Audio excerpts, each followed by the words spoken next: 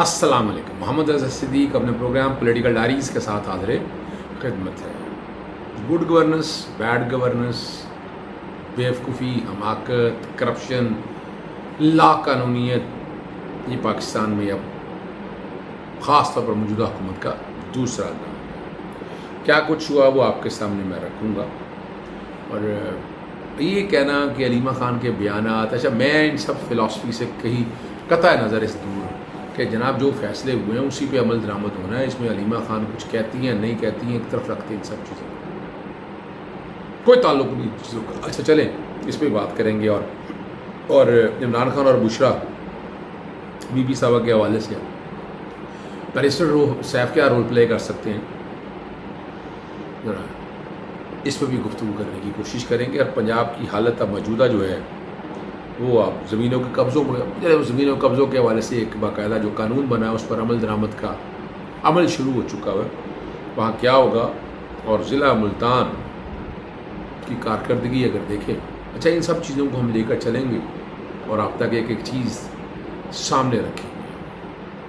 سب سے پہلی تو آپ کے سامنے جو بات رکھ رہی ہیں کہ پاکستان کے اندر گڈ گورننس، میرٹ، منصوبہ بندی اور شفافیت کے بلند و باغا دعوے جو کرنے والے ہیں نا، اب میں کسی کو ایکیوز نہیں کرنا چاہتا کہ کس کی بہن ہے کس کی بہن ہے، اس طرف میں رکھ دیتا ہوں.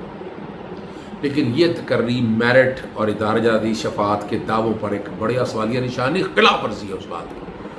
کیوں میں کہوں کہ جناب سوالیہ نشان ہے؟ اور ان محترمہ صاحبہ کو ایڈجسٹ کرنے کے لیے پہلے سے تعینات ایک ممبر کو عہدے سے ہٹایا گیا، سمجھنے بات کے نہیں، اور ایک سینئر ریٹائرڈ بیوروکریٹ کی جگہ نسبتاً جونیئر افسر کو ممبر ایف سی سی فیڈرل پبلک سروس کمیشن مقرر کر، جو کہ ریٹائرمنٹ ہونے والی تھی نا. اسی طرح آپ نے وہ چیئرمین پیمرا کے حوالے سے دیکھا گیا، سیکٹری سے ریٹائر ہو کے کس طرح لگایا گیا. یعنی حد ہوتی ہے اپنا میرٹ کی دھجیاں بکھیرنے کی. اور نوٹیفیکیشن کے تحت سیکریٹریٹ گروپ کے گریڈ 22 آفیسر جو ہے نا عائشہ عمیرہ چودھری 1 جولائی کو ریٹائرمنٹ کے بعد 3 سال کے لیے اپنی ذمہ داریاں سنبھالیں. اور یہ جو ہے نا انہوں نے اس عہدے کے لیے قبل از وقت ریٹائرمنٹ لے لی ہے. اور جبکہ گریڈ 22 کے ریٹائرڈ افسر جو ہیں اعزاز اسلم ڈار کی 19 مارچ 2026 کو ہونے والی تقرری کا نوٹیفیکیشن بھی واپس لے لیا گیا ہے. اب عوام کیا کہے گی؟ فیصلوں کو ہر ایک کو پتہ ہے کیسے فیصلے ہو رہے ہیں یہاں، یہ نظام کیسا چل رہا ہے ہر ایک کو پتہ ہے. ہم کیوں باتیں کہانی کیوں گڑھے؟ سچ بتائیں نا کہ کیا ہو رہا ہے. صحیح ہے نا جی. اور میں بہرحال اس تعیناتی کو چیلنج کر رہا ہوں، ڈیٹا اکٹھا کر رہا ہوں. اور ٹھیک ہے مانا کہ اختیار ہے ان کا، وہ میرٹ کہاں ہے، ٹرانسپیرنسی کہاں ہے، کس طرح یعنی کیا خاص بات ایسی کیا تھی، کیا ایسی ضرورت تھی کہ انہی کو یعنی ایک میں وہ دے لوگوں کو موقع دیں. کوئی انٹیلیجنٹ لوگ آئیں اس جگہوں کے اوپر، آپ وہ لوگ خالی کر کے دوسری جگہ پر فل کرتے جائیں اور کوئی پوچھنے والا نہ. یہ کیا نظام ہے؟ پر یہ نظام یہاں پر ہو رہا ہے. ٹھیک ہے نا جی. اور اس کے لیے لیول پلینگ فیلڈ کیا ہے، ٹرانسپیرنسی کیا، میرٹ کیا ہے، کتنے لوگوں کو دیکھا گیا، کتنے لوگوں کے لیے فٹ کہا گیا، ان میں کوالٹی ایسی کیا ہے کہ ان کو اپنا اور دیکھیں ایسی یہ فیڈرل پبلک سروس کمیشن آپ کی ساری بیوروکریسی پیدا کرنی ہے. تو اس بیوروکریسی کو پیدا کرنے کے لیے اپنے بندے اگر کوئی لگانے ہیں یا کوئی ایسا ذہن میں ہوگا، میں انڈائریکٹ طریقے سے بات کر رہا ہوں کہ دیر از ایوری پاسبلٹی کہیں نہ کہیں لوپ ہول تو اویلیبل ہے.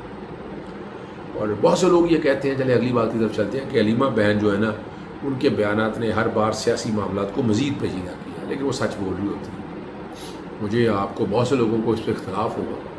اس دن میں کافی دیر میں ہو سکے گی وہ تصویر میری بیک گراؤنڈ پہ چلا دے گی ٹیم کہ جہاں میری اس دن میں جب اسلام آباد ہائی کورٹ میں تھا تو میری ان سے ملاقات ہوئی تھی. اور وہ ہر ایک سے گلا کرے، اور گلا ان کا اپنی جگہ بجا ہے. آپ کیا کر رہے ہیں، کیا کیا، آؤٹ پٹ کیا ہے، ان پٹ کیا ہے، عمران خان کے لیے کیا کچھ کر سکے. ٹھیک ہے جلسے آپ مختلف تقریبات میں جائیں، لوگوں سے ملیں، اور وہاں ڈرتے ہوئے ان سے ملتا بھی کوئی نہیں ہے. یہ میں بتا دوں بڑی اسٹریٹ فارورڈ سیدھی بات کرتی ہوں. بھائی بھائی بہن ہے نا، تو بھائی کا پیار اپنی جگہ پر ہے.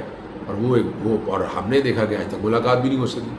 ہم ملاقات کے بہانے جو مرضی کریں، ٹی وی میں بیٹھے رہتے ہیں لوگ اور آتا جاتا کچھ نہیں ہے، اور ہم سوال اٹھاتے ہیں ان چیزوں کو، بار بار ذکر بھی کرتے ہیں، تذکرہ بھی ہوتا ہے، ذکر اذکار بھی، اور ہم کوشش کرتے ہیں کہ حالات آپ کے سامنے سچ رکھیں، ٹھیک ہے نا جی. اور کہا یہ جاتا ہے کہ ان کے غیر متوقع اور سخت بیانات جو ہے نا ماحول مزید کشیدہ کر دیتے ہیں. کہ میں حیران ہوتا ہوں ماحول اچھا کب ہوا یار؟ ویسے کس جگہ آپ کو راستہ نظر آیا کہ یہاں راستہ بن رہا ہے، حالات بہتری کی طرف چل رہے ہیں؟ کوئی آپ ہی بتا دیں یار. مجھے تو ایسی نہ مجھے کوئی ایسی انڈیکیشن نظر آئی، نہ ایسے حالات اور واقعہ نظر آئے.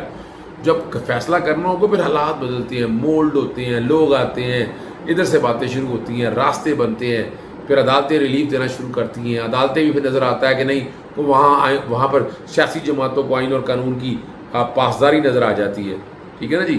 اور بعض ناراض یا غیر مطمئن حلقے یہ رائے رکھتے ہیں کہ مذاکرات کے سنجیدگی اور کسی منطقی انجام تک پہنچنے کے لیے علیمہ خان کو کچھ عرصے کے لیے سیاسی پس منظر سے دور رکھنا ہوگا. یعنی ابھی تک دیکھا جائے جہاں اب تو آپ ڈیلوں کی باتیں شروع کر دی ہیں، اگر یہ دیکھا جائے این آر او اور ڈیلوں کی باتیں ہم کر رہے ہیں. عمران خان نے تو کبھی ڈیل کی بات نہیں کی، عمران خان نے کبھی این آر او کے حوالے سے بات نہیں کی، ٹھیک ہے نا جی. اور یہ جو پیغام دینا اس طرح کا سنجیدگی سے بڑھانے کا، یہ تو نظر آ رہا ہے نا کہ کیا حال ہے. جیسے میں مثبت پیش رفت تو نہیں کہوں گا. اور عمران خان صاحب کی رہائی کے جو سرگرم افراد ہیں نا، وہ اس خدشے کا اظہار کہتے ہیں کہ علیمہ خان کی گفتگو بعض اوقات مفاہمتی کوششوں کو نقصان پہنچا. میں مفاہمتی کوششوں بتائیں تو صحیح نا، وہ کون سی مفاہمتی کوشش، کہاں ہوئی، کس طرح ہوئی، کون ملا، کون آگے آیا، کوئی تو ایک چیز آپ سامنے بتائے نا. اور وہ سہیل بڑائچ کی باتوں کا نا تو توجہ کا لایا کریں جی، ٹھیک ہے نا جی. اور عمران خان جو ہے نا وہ عمران خان ہے، کل نہیں بکا تھا، آج بھی نہیں بکا ہے، آئندہ بھی نہیں بکے گا. نہ جھکا تھا، نہ جھکا ہے، نہ جھکے گا. یہ یاد رکھنا چاہیے، ٹھیک ہے نا جی. اور عمران خان صاحب کے ساتھ مذاکرات کرنا اتنا آسان کام تو نہیں ہے. پتہ ہے ان کو اس سسٹم کا، اگر اس سسٹم کو بہتر کرنا چاہتے تو میں آج ایک تقریب میں بیٹھا ہوا تھا، کھانا تھا اکٹھے ہی، تو میں نے ایک ذکر اور تذکرہ کیا. میں کہ اگر آپ یوں لے لیں ان چیزوں کو، آج اس ملک کے حالات بہت مختلف ہوتے ہیں. کیسے مختلف ہوتے ہیں؟ اگر الیکشن ہو گئے ہوتے، جب عمران خان نے اسمبلیاں تحلیل کی تھی، اگر آپ الیکشن کی طرف چلے جاتے تو اس ملک کے حالات بہت ہی مختلف ہوتے، حالات ہی بہت چینج ہو گئے تھے. یعنی میں وہ بات کرتا ہوں جو حالات آپ سمجھ سکیں. تو میرا تو کام آپ تک وہ بات رکھنا ہے، وہ سچی بات سامنے رکھنا ہے جو حالات اور واقعات کو سامنے رکھ کر رہے ہیں. تو یہ جو اس بات سے میں ان ملاقاتوں اور ان چیزوں کے حوالے سے یہ نہیں دیتا ہاں چلیں یہاں وہ تذکرہ کر لیتے ہیں. ہمارے دوست نعیم اشرف بٹ صاحب ہیں، انہوں نے بیرسٹر صاحب کے حوالے سے کہا کہ عمران خان اور بشرا بیوی ملاقات جی حکام نے رابطہ کیا. اب بندہ پوچھے ان سے جو وکیل ہیں، سلمان صفدر ہیں یا باقی وکیل ہیں، ان سے تو رابطہ نہیں.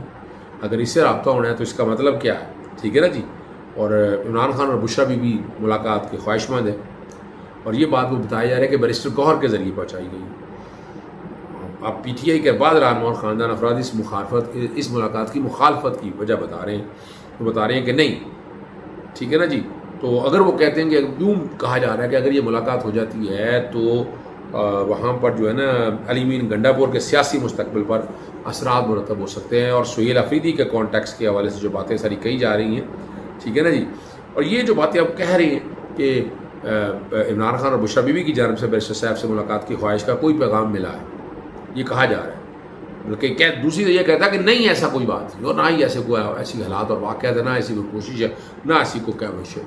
اس طرح بیرسٹر صاحب جو ہے نا وہ جیل حکام اور متعلقہ حلقوں سے رابطے کا ذکر پہلے بھی ہوتا رہا ہے. جب وہ خیبر پختونخوا حکومت کے ترجمان تھے، اگر آپ کو یاد ہو، تو نسبتاً آسان ہونے کی بات کی جاتی ہے اور وہ براہ راست ملاقات کی میز تک پہنچ جاتے ہیں. میں بھی کئی دفعہ گیا ہوں تو میری ملاقات ہوئی، بیرسٹر صاحب وہاں پر موجود تھے، یہ جو حقیقت ہے، ٹھیک ہے نا جی. اور یہاں یہ حالات ہیں، میں پھر بتاتا چلوں، میں نے آپ کو پہلے بھی کہا تھا یہ بجٹ پاس ہونا ہے، بجٹ کے بعد حالات تبدیلی کی طرف جائیں گے. شہباز شریف کے جانے کی خبر میں آپ کو پہلے دے چکا ہوں. آپ نے گلگت بلتستان میں دیکھ لیا، کشمیر میں پیپلز پارٹی آ رہی ہے، اور یہ ساری چیزیں میں آپ کے سامنے رکھ چکا ہوں. اور چلتے ہیں پنجاب میں جو زمینوں کی پر قبضوں کے خلاف ٹریبونل سے کارروائیوں کا آغاز کریں گے، اور ججز کو ٹرائبونل مقرر کرنے کا نوٹیفیکیشن جاری کر دیا گیا. اور اس نوٹیفیکیشن کے مطابق ہر ضلع میں تعینات ایڈیشنل ڈسٹرکٹ اینڈ سیشن جج کو متعلقہ پراپرٹی ٹرائبونل کا جج مقرر کیا ہے. وہ نام آپ کے سامنے میں بتا چکا ہوں، دے چکا ہوں. Inspector general police, registrar Lahore high court, تمام کمشنر، ڈپٹی کمشنر اور دیگر متعلقہ کا، یعنی تقریباً 36 کے قریب ضلع ہیں، تو 36 کے قریب یہ بنا دیے. اب دیکھتے ہیں اس پہ عمل درآمد کر کے ہوتا کیا، چیزیں کدھر کو جاتی ہیں. اور آخری بات کی طرف، ضلع ملتان کارکردگی کے حساب سے 40 نمبر پر آیا، اور پنجاب کے کل 41 ضلع، جبکہ لاہور کا 39واں نمبر ہے. वासा corruption scandal, Uttara Punjab corruption, registry branch corruption scandal, कुत्ता मुहिम करप्शन स्कैंडल, DC ऑफिस, ठीक है ना जी, PRO करप्शन स्कैंडल, कोई मुतलका अफसरान से पूछे इतना प्रोटोकॉल, गाड़ियाँ गार्ड रखने का कोई जवाब, तो स्कैंडल ही स्कैंडल है, स्कैंडल ही स्कैंडल है। पूछेगा कौन? नैब खामोश, एंटी करप्शन सोया हुआ है, पुलिस को पता कोई नहीं। इजाज़त चाहता हूँ, अस्सलाम वालेकुम, अल्लाह हाफ़िज़, पाकिस्तान जिंदाबाद।